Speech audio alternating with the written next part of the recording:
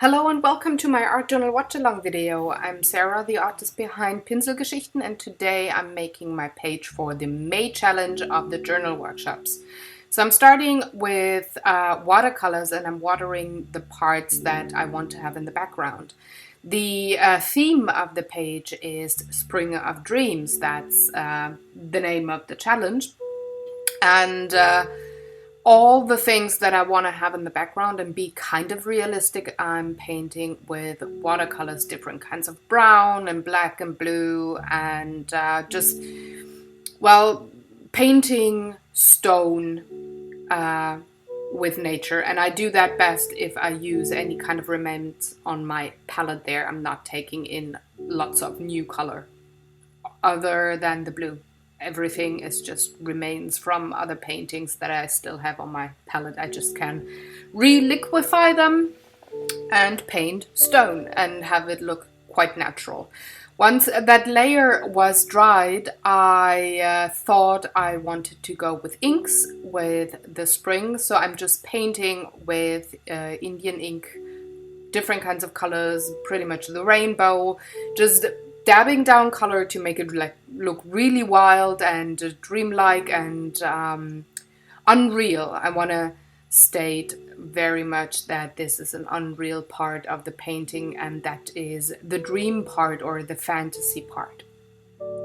So I'm having yellow, orange, red, pink, purple, blue, and green, and I'm, like I said, just using the inks like watercolors, but putting them down with my brush. It's totally simple and very, very easy. And since the ink is flowing, you can do pretty much any kind of pattern there and maybe become surprised by the art medium, how it behaves, how it works, what the outcome is.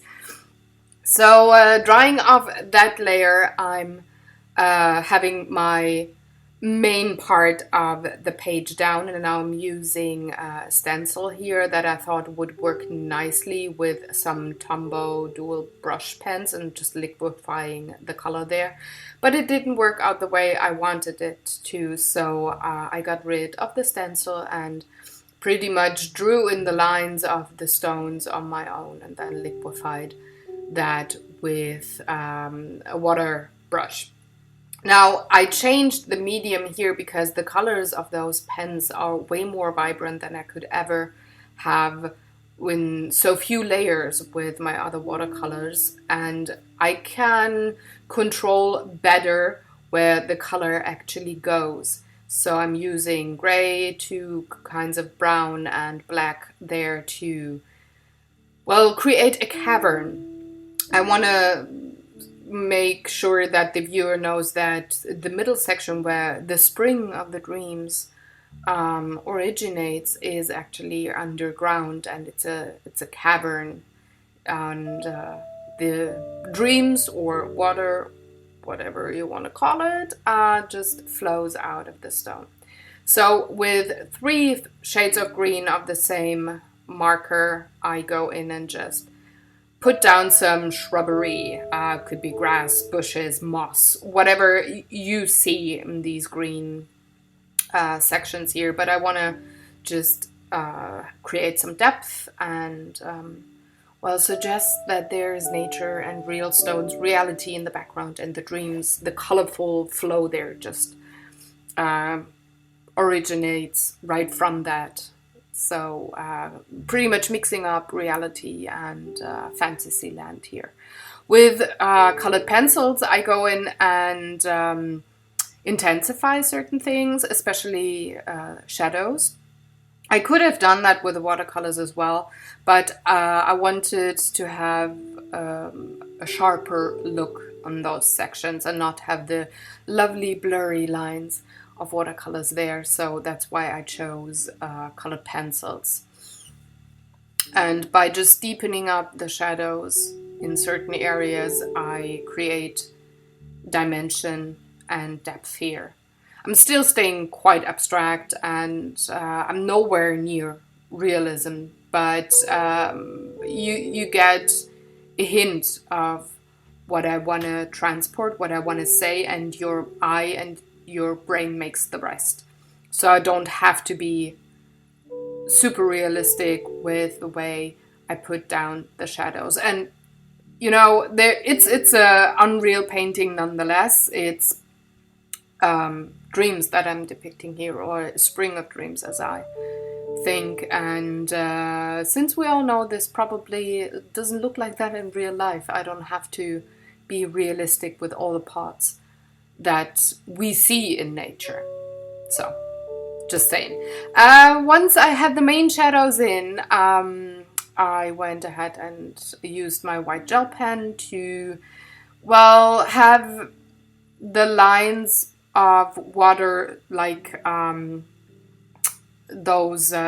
foamy upper parts of the water, a bit more depicted, just to separate the water, the dreams, whatever you want to call it, and just giving it a bit of structure and a few highlights. And later on, for me, a few sections where I can put in shadows, where that water, dreamy water, might be just a bit darker because it's going over, I don't know, rocks or whatever. With a black liner, I outlined a few of squiggly lines as well, just to enhance the illustration sketch kind of feel of the page, and to separate the spring from the background, which looks kind of real or naturalistic. With a bigger black marker, I darken up the shadows way more, and by feathering those lines, I stay true to the illustration kind of sketchy style of the page, which I now, of course, incorporate as well into the background, but only in the shadowy parts of the cavern, like the real dark parts, the parts that you see if you would stand on Earth and look down on that spring, they stay normal shadowed. And then I thought, well, I want to put down the quote of the page, so I used some transparent paper, just wrote my sentiment there, and then cut it down to a better size. And with a pin, I'm just going to add it to the page. And with white liner, I just went over 3 words. I don't know why my hand did that, the famous hand brain, you know. And I think it just connects the sentiment to the spring of the dreams. So I went back in after that and darkened that very section on the right hand side, because I wanted it to be, well, part of the cavern, so one of the darker parts, the green shrubbery on top being the edge of, well, I don't want to say cliff, but the edge of where the cavern enters, or where the spring originates from, where everything meets, all the different kinds of layers, you know. And then I went in with some colored pencils again, just went over certain parts of the spring, the water, not really planning anything, just letting my hand brain do the shadowing parts here. And I do that as well with a tiny bit of graphite pencil before I finish the page. But I had to look for a bit, checking my page again and again to see where I wanted to add what. And that's my page of the week. It took me 1 hour and 15 minutes to complete the whole thing. And I hope you liked watching along and seeing my take on the monthly challenge. If you have any questions, let me know in the comment section below. Otherwise, I'm going to see you tomorrow with a Tiny Tuesday. And I hope you have a lovely time and some time to create.